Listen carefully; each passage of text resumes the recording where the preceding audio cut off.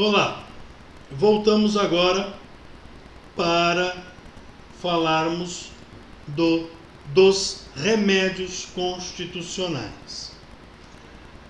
Remédio constitucional, ele é um meio que a Constituição dá ao indivíduo de proteger seus direitos contra a ilegalidade ou o abuso de poder, que é cometido pelo Estado ou por agentes do Estado. Ao contrário das garantias, não é uma proibição ao Estado, mas é um instrumento que favorece o indivíduo. Então, o primeiro remédio constitucional, e um dos mais importantes, é o habeas corpus. E habeas corpus quer dizer corpo livre. Então, é um remédio constitucional que é adequado para proteger a liberdade de locomoção. O inciso 68 do artigo 5º da Constituição, ele diz que conceder-se habeas corpus sempre que alguém sofrer ou se achar ameaçado ou sofrer violência ou coação em sua liberdade de locomoção por legitimidade ou abuso de poder. O habeas corpus, então, ele é a garantia fundamental para a liberdade de locomoção.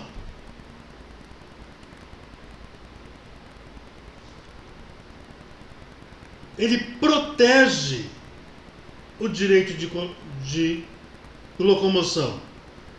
Sua finalidade é de fazer cessar a ameaça de coação de liberdade.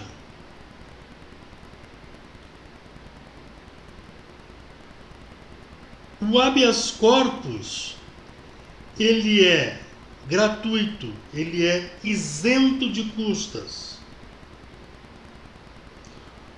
O habeas corpus, ele está descrito em duas modalidades: o repressivo ou preventivo. O repressivo é quando a pessoa já encontra-se privada de liberdade. E o preventivo é quando a pessoa está em iminência de ser privada de liberdade. Ela tem um salvo-conduto. No caso do repressivo, busca devolver ao indivíduo a liberdade de locomoção. E na modalidade preventiva, resguarda o indivíduo quando a perda dessa liberdade é uma ameaça.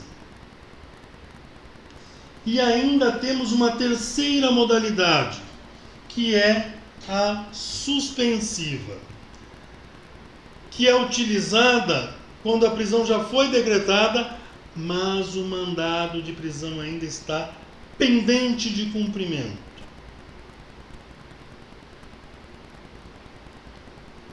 O habeas corpus, ele pode ser impetrado por qualquer pessoa. Quem são os legitimados para impetrar um habeas corpus? Qualquer pessoa. Ora, professor, qualquer pessoa, física ou jurídica, nacional ou estrangeira. Ainda cabe ao Ministério Público e pela Defensoria Pública são sujeitos ativos do habeas corpus. Uma criança pode. Vai que essa criança assista essas aulas e aprenda que o habeas corpus pode ser impetrado. Qualquer pessoa.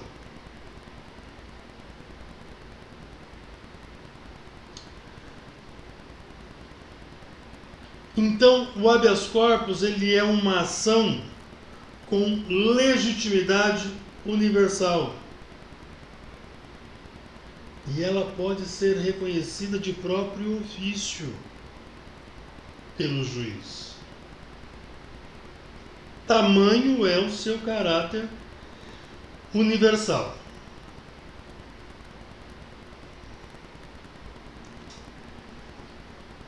O que não pode?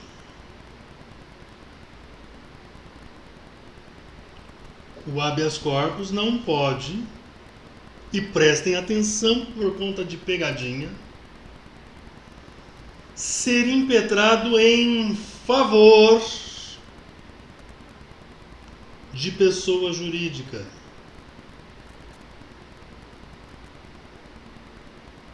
Somente pessoas físicas podem ser pacientes deste remédio constitucional.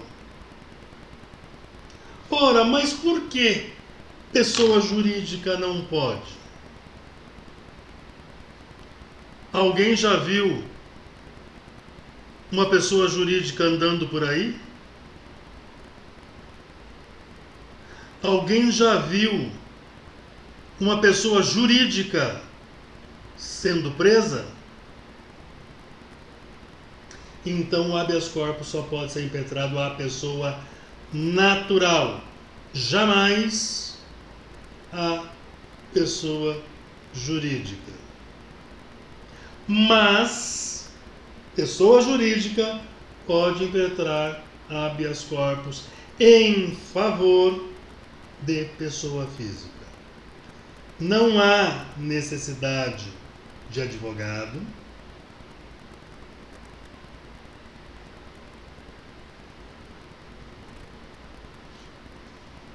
Com isso, a importância do direito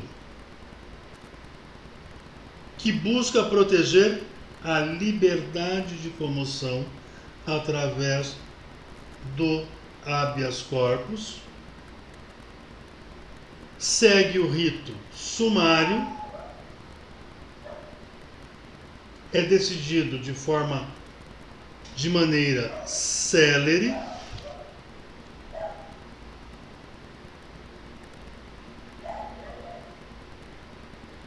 podendo ainda haver medida de liminar em habeas corpus, desde que esteja presente fumus boni iuris e periculum in mora.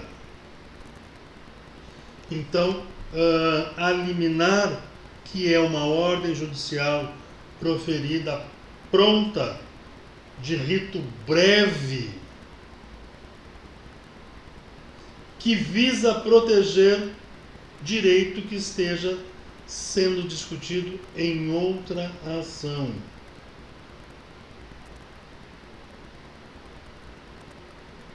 E uma liminar precisa respeitar o fumo boni iuris, que é a fumaça do bom direito, que significa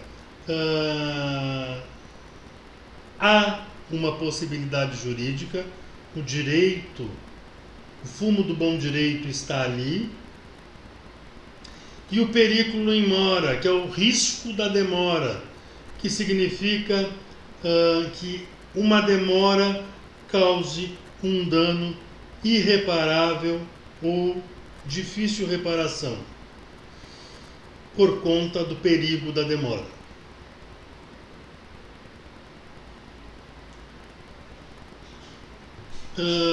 E ainda resta destacar que o habeas corpus ele pode ser concedido, eu acho que eu já falei, concedido de ofício pelo juiz.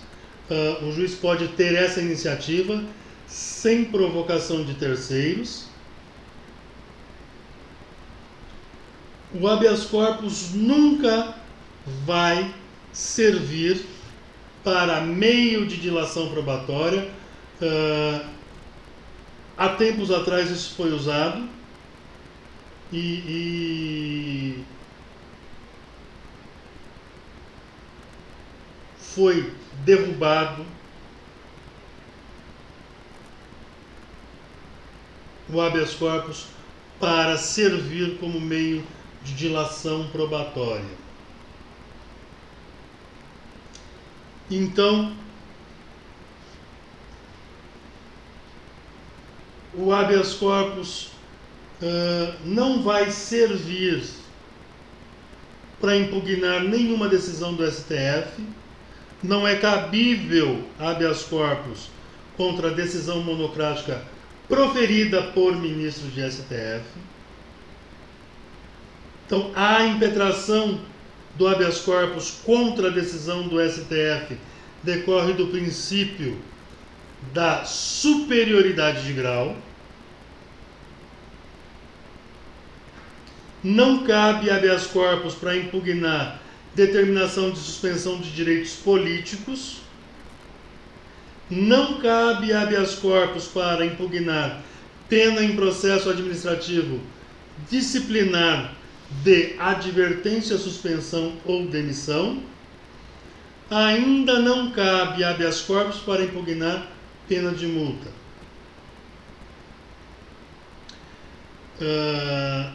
As penas de multa e de suspensão de direitos políticos não resultam do cerceamento de liberdade de locomoção. Então, nunca vai caber habeas corpus. Quebra de sigilo bancário, fiscal ou telefônico. Se dela não puder resultar condenação à pena privativa de liberdade, não cabe habeas corpus.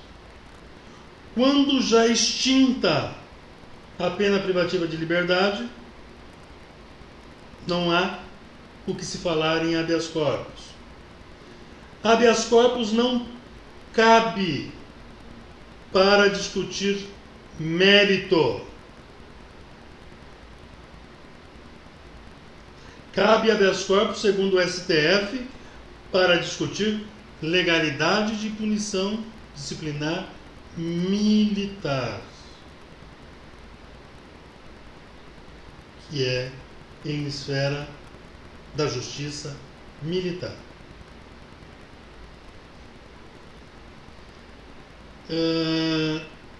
Então, vamos fazer aqui um desenho do habeas corpus. O habeas corpus tem caráter preventivo ou repressivo, correto. Sua finalidade é proteger a liberdade de locomoção, correto. Legitimados ativos do habeas corpus: qualquer pessoa jurídica ou física, nacional ou estrangeira, e só pode ser impetrado em favor de pessoa natural, jamais em favor de pessoa jurídica. Os legitimados passivos: autoridades públicas ou pessoa privada. Sua natureza é penal. A custas? Não. Isenção de custas. É passível de medida liminar? Sim, com pressupostos. Quais são os dois pressupostos? Fumo boni iuris periculum in mora. O fumo do bom direito e o perigo da demora.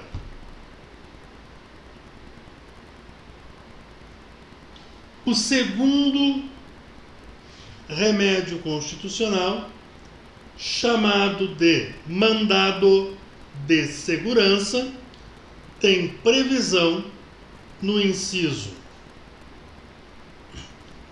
69 da Constituição, artigo 5º, e diz que conceder-se-á mandado de segurança para proteger direito líquido e certo, não amparado por habeas corpus ou por habeas data, quando o responsável pela ilegalidade ou abuso de poder for autoridade pública ou agente de pessoa jurídica no exercício de atribuições do poder público. O que isso quer dizer? Vamos fazer que nem Jack Estripador. Vamos por partes. O mandado de segurança, ele é uma ação judicial de rito sumário especial. Ele é próprio para proteger direito líquido e certo de pessoa física ou de pessoa jurídica.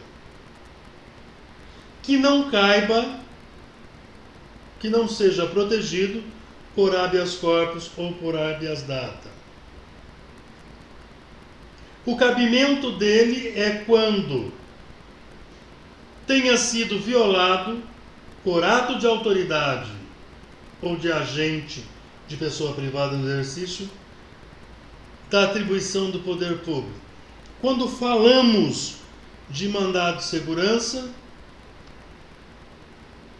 falamos em proteção de direito líquido e certo.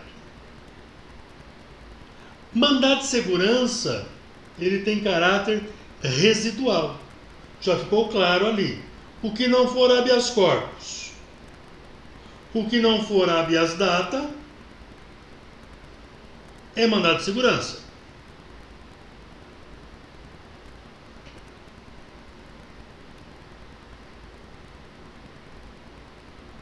Então, o mandado de segurança, ele é o remédio constitucional que visa proteger o direito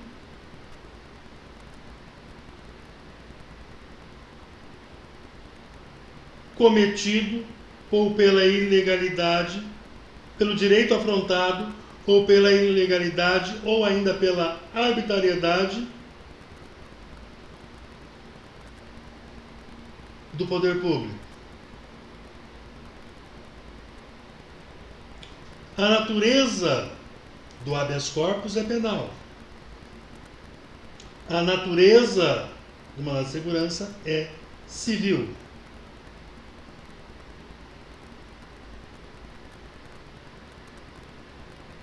Cabe contra ações ou omissões do poder público ou de particulares no exercício da função pública.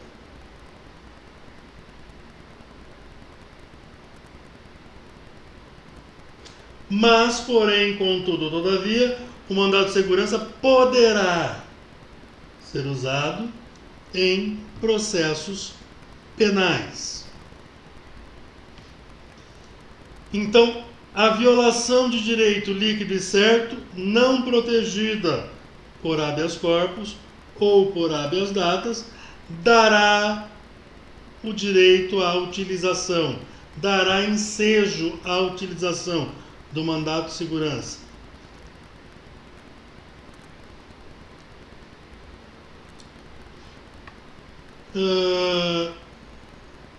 É importante ficar claro que o mandado de segurança é cabível contra os atos discricionários ou contra atos vinculados.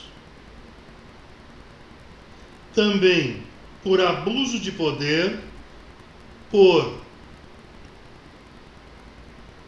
prática de ilegalidade,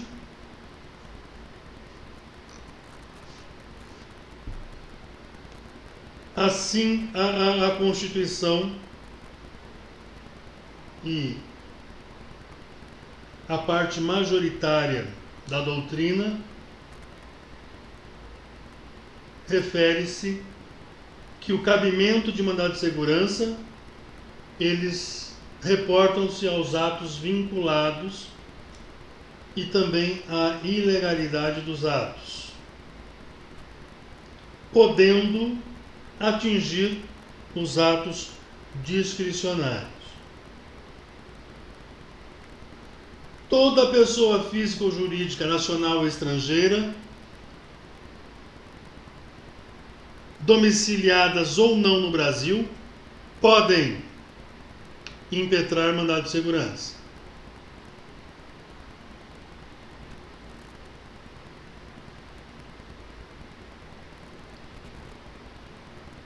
Alguns órgãos públicos também podem impetrar mandado de segurança.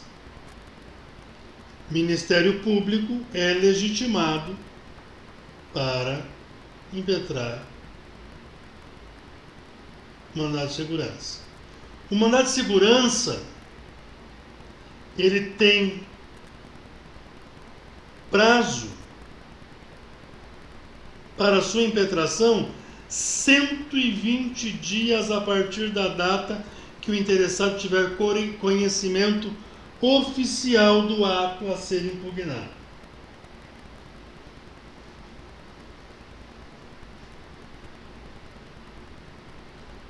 Uma vez concedido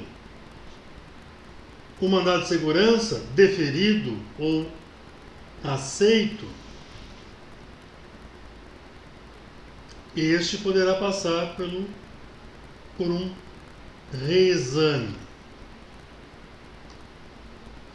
Também precisa dos pressupostos de fumus boni iuris e periculum in mora, para que seja concedida a liminar em mandado de segurança.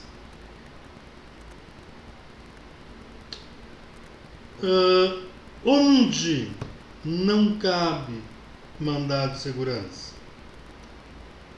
Contra a decisão judicial da qual caiba recurso com efeito suspensivo, ou ato administrativo do qual caiba recurso com efeito suspensivo. Nessas duas hipóteses, havendo possibilidade de recurso suspensivo, o recurso suspensivo é o recurso que garante que nenhuma situação judiciária poderá ser modificada até a sua decisão. Então, descabe o uso do mandado de segurança.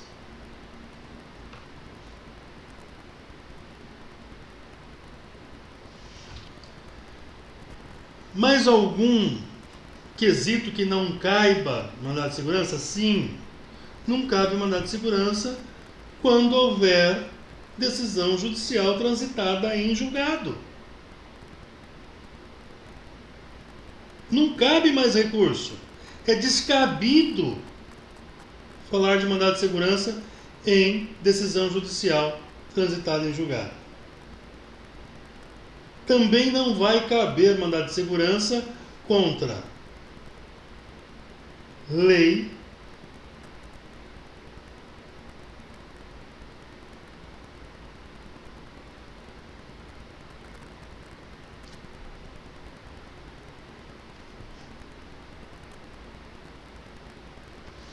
Vamos então agora fazer o resuminho para o mandado de segurança. Mandado de segurança tem caráter preventivo ou repressivo? Sim. Qual é a finalidade do mandado de segurança? Proteger direito líquido e certo não amparado por habeas corpus ou habeas data. Quais são os legitimados? Todas as pessoas físicas ou jurídicas, as universalidades reconhecidas por ter como detentoras de capacidade processual alguns órgãos públicos e o Ministério Público. Legitimados passivos, poder público e particular no exercício da função pública. É de natureza civil. Mandado de segurança precisa de advogado? Precisa. É isento de custas? Não. Cabe medida liminar? Sim, é possível com o pressuposto, os dois pressupostos do fumus boni iuris periculum in mora. Mas, porém, contudo, todavia, há algumas exceções. Terceiro mandado de segurança coletivo. O mandado de segurança coletivo pode ser impetrado por partido político com representação no Congresso, organização sindical, entidade de classe ou associação legalmente constituída em funcionamento há pelo menos, prestem atenção que isso é pegadinha, 1 ano. E ela tem que estar em defesa dos interesses de seus membros ou associados.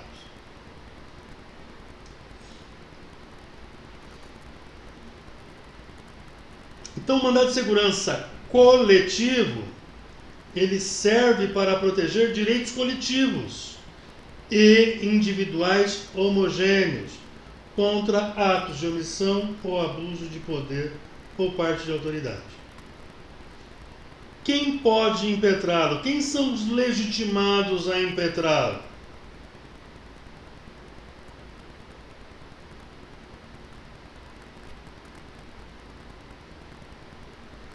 As organizações sindicais, entidades de classe ou associação legalmente constituídas e em funcionamento há pelo menos 1 ano em defesa dos interesses de seus membros e associados. Caráter preventivo ou repressivo? Sim. O mandado de segurança coletivo tem caráter preventivo e repressivo. Qual a finalidade? Proteger direitos líquidos e certos, coletivos ou individuais, homogêneos, não amparados por habeas corpus ou habeas data. O caráter também aqui é residual. Quem são os legitimados?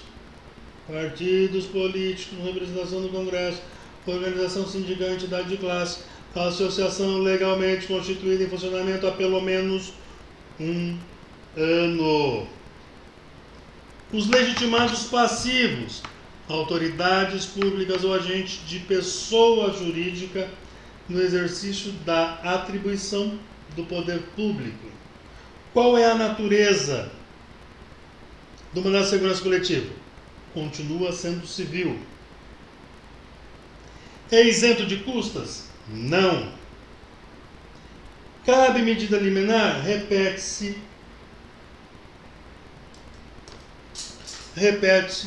ao mandado de segurança normal. Cabe se houver o pressuposto do fumo bonus iure e o periculum in mora.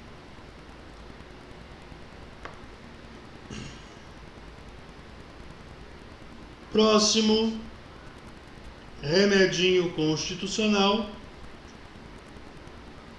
é previsto no inciso 71 do artigo 5º da nossa Constituição. Conceder-se-á mandado de injunção sempre que a falta de norma regulamentadora torne inviável o exercício dos direitos e liberdades constitucionais e das prerrogativas inerentes à nacionalidade e à soberania e à cidadania. Então, o mandado de injunção, ele trata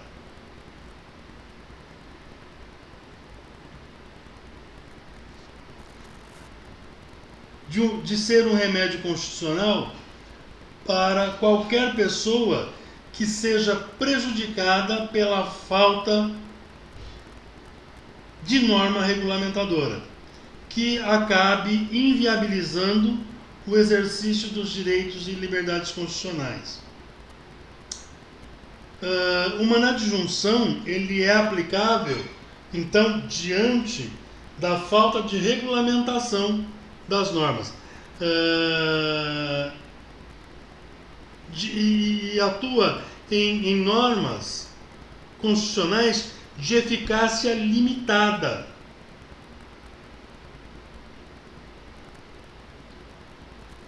Então, o mandado de injunção, ele é cabível não só por omissão de caráter absoluto, mas também por omissão de caráter parcial.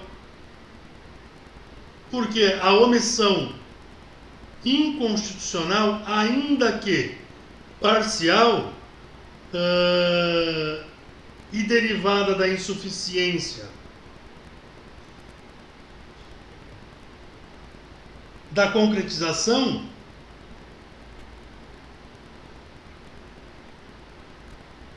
e pela inércia do Estado,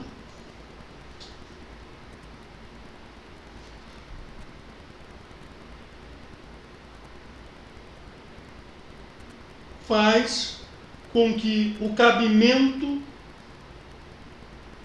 do mandado de injunção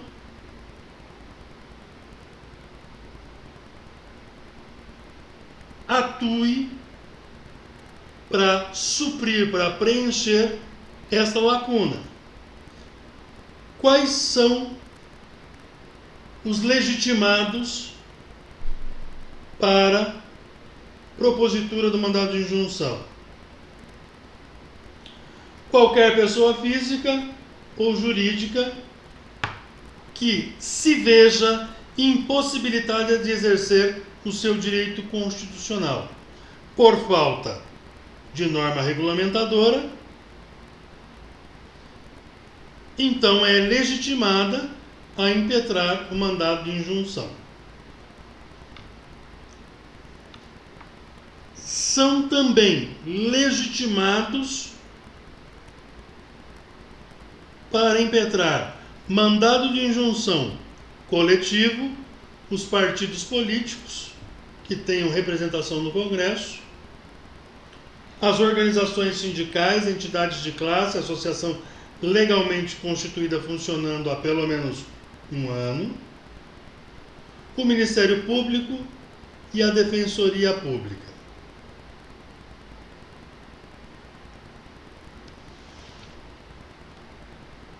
Mandado de injunção não é gratuito. Faz necessário a assistência de um advogado para sua impetração. O mandado de injunção visa solucionar um caso concreto. Então, é cabível na falta de norma que regulamente uma norma constitucional. Neste caso, nós temos o exemplo da greve dos servidores públicos. A legislação diz que depende de lei complementar. Não havendo esta lei complementar e julgando casos recorrentes, o STF decidiu que o direito à greve a servidor público obedece ao princípio do direito à greve aos servidores da iniciativa privada. Então, julgando vários mandados de injunção nesse sentido, o STF resolveu se posicionar.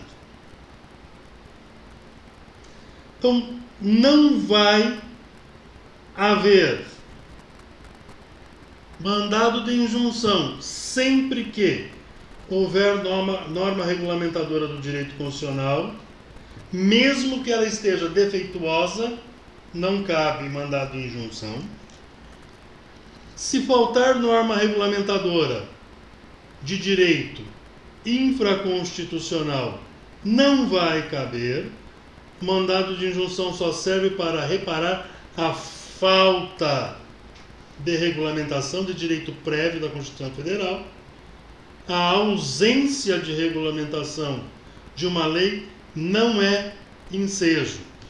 A lei, a norma constitucional, ela precisa dar previsão de lei regulamentadora e esta ainda não existir. Aí sim cabe o mandado de injunção. Então o mandado de injunção tem como seus pressupostos a ausência de regulamentação de direito constitucional.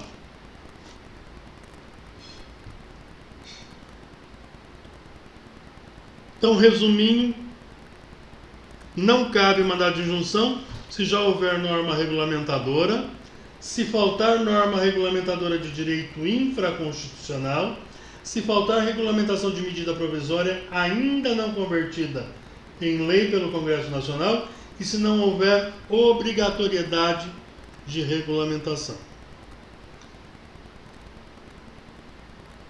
Finalidade do mandado de injunção: suprir a falta de norma regulamentadora que torne inviável o exercício de direito e liberdades constitucionais das prerrogativas inerentes à nacionalidade, à soberania e à cidadania. Os legitimados ativos é qualquer pessoa física ou jurídica, nacional ou estrangeira. Os legitimados passivos, autoridades que se omitiu quanto à proposição da lei. A natureza é de natureza civil, passível de custas, não cabe medida liminar, e os pressupostos para cabimento, vou repetir a vocês, para que não esqueçam, é a falta de regulamentação constitucional programática propriamente dita, que defina princípios institutivos ou organizativos de natureza impositiva,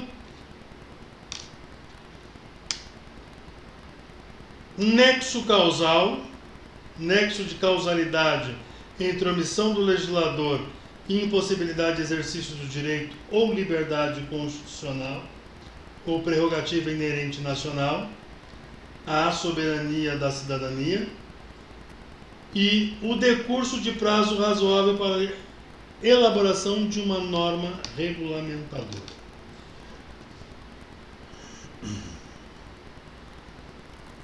Habeas data. Conceder-se-á habeas data é o que diz o inciso 72, e suas alíneas A e B dizem o seguinte: conceder-se-á habeas data para assegurar o conhecimento de informações relativas à pessoa impetrante, constantes de registros ou de bancos de dados de entidades governamentais ou de caráter público, ou para retificação de dados quando não se prefira fazê-lo por processo sigiloso, judicial ou administrativo. Eu falei para vocês do habeas data quando estávamos falando sobre requerer informação pessoal. Então, o habeas data ele é um remédio constitucional de natureza civil, seu rito é sumário e possui duas finalidades: garantir o acesso à informação relativos à pessoa do impetrante, que sejam constantes de banco de dados de entidades governamentais ou de caráter público, ou na retificação de dados, quando não se prefira fazê-lo no processo sigiloso, judicial, administrativo. Essa segunda finalidade do habeas data é o que muita gente acaba esquecendo. O habeas data também pode ser usado para retificar dados do impetrante constante no banco de dados de caráter público. Então ele poderá ser ajuizado por qualquer pessoa física ou jurídica, brasileira ou estrangeira. Trata-se de ação personalíssima somente poderá impetrar o interessado. Não poderá ser usado para garantir acesso à informação de terceiros. Por isso, de ser personalíssima. Um detalhe importante é que a jurisprudência do STF e do STJ, eles reconhecem que há uma situação excepcional em que admite impetração do habeas data para obter a informação de terceiros. E prestem atenção, segundo o STF, é parte legítima para impetrar habeas data cônjuge sobrevivente do interesse do falecido. Então prestem atenção. Se cair no exame, neste sentido, o entendimento do STF é de que cabe habeas data em interesse de terceiro quando cônjuge sobrevivente estiver na defesa do interesse do falecido.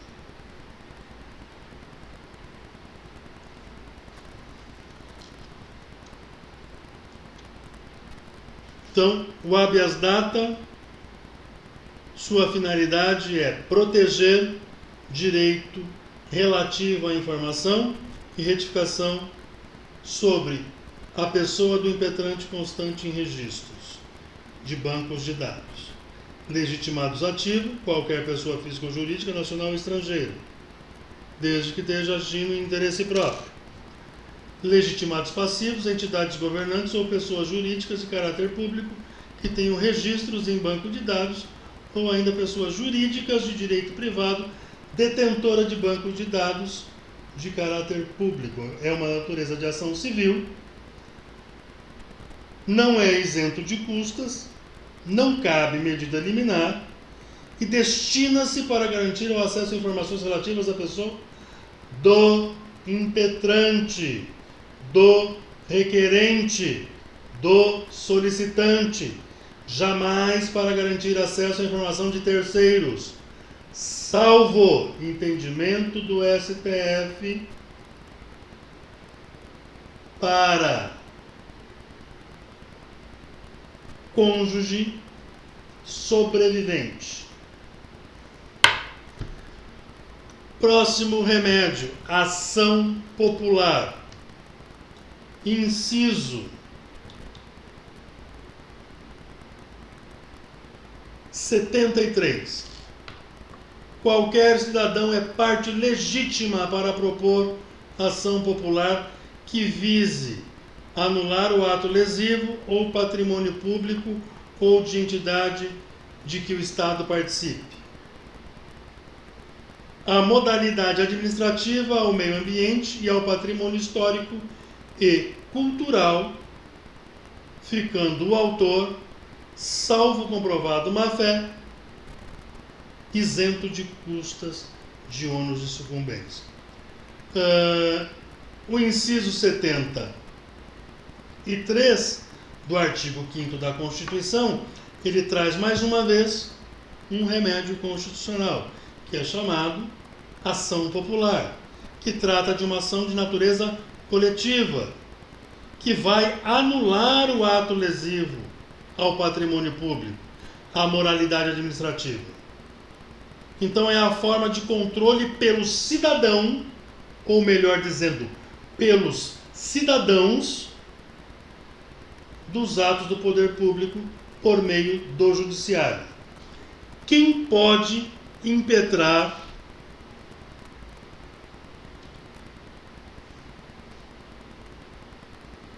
ação popular?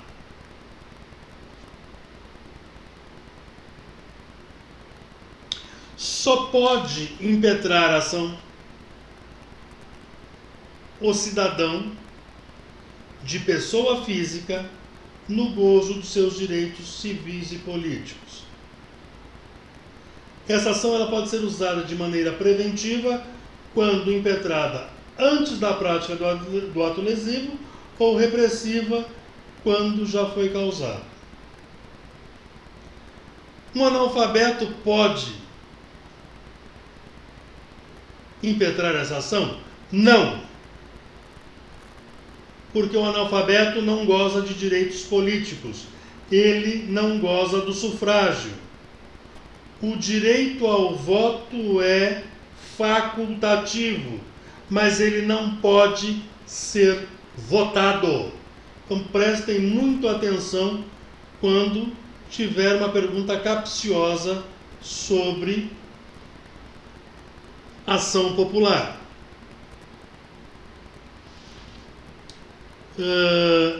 E é importante dizer que todas as pessoas jurídicas em nome das quais o ato ou contrato lesivo foi praticado pode impetrar, são sujeitos passivos. Todas as autoridades, administradores, servidores, empregados públicos que participaram do ato ou do contrato lesivo, que se omitiram, permitindo a lesão, são sujeitos passivos de impetrar a ação. Todos os beneficiários de direito ou do ato e contrato lesivo. E também é bom destacar que o papel do Ministério Público na ação popular, ele tem que atuar como parte pública autônoma e como órgão ativador da produção de provas e auxiliar do autor popular. O Ministério Público ainda tem o condão de substituir o autor na ação,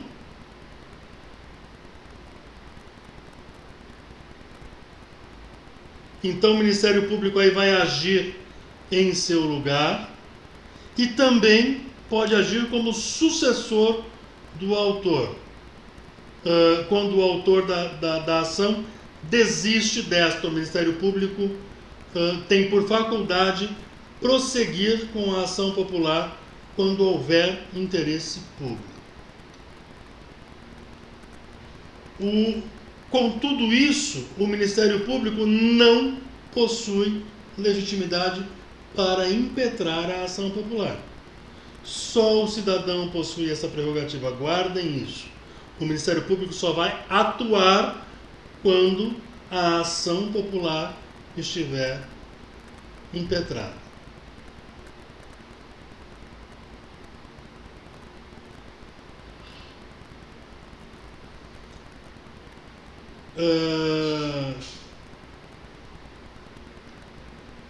Então, eu encerro esta aula com vocês de remédios constitucionais para que possamos dar seguimento na próxima aula. Obrigado e até logo.